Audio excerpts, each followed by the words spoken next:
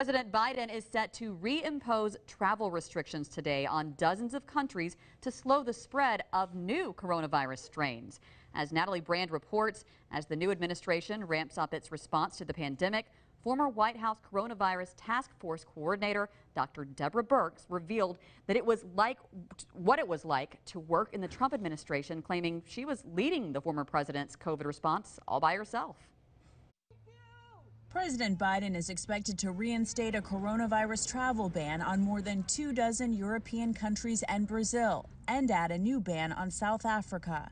Additionally, beginning tomorrow, international travelers to the United States must provide proof of a negative test within 3 days of travel to airlines prior to departure. Dr. Anthony Fauci said on CBS This Morning the Biden administration's goal of 100 million vaccinations in 100 days is reasonable, and exceeding the goal is possible. It gets hard and it'll get harder. Do we think we can do it?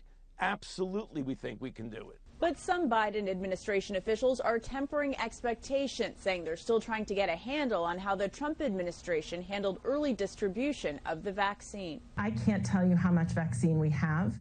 And if I can't tell it to you, then I can't tell it to the governors, and I can't tell it to the state health officials. I always feel like I could have done more, been more outspoken. Former coronavirus task force coordinator Dr. Deborah Birx told CBS News' Face the Nation there was no full-time team in the Trump White House working on the COVID response, and she grew frustrated with COVID deniers within the White House. Every time a statement was made by a political leader that wasn't consistent with public health needs, that derailed our response.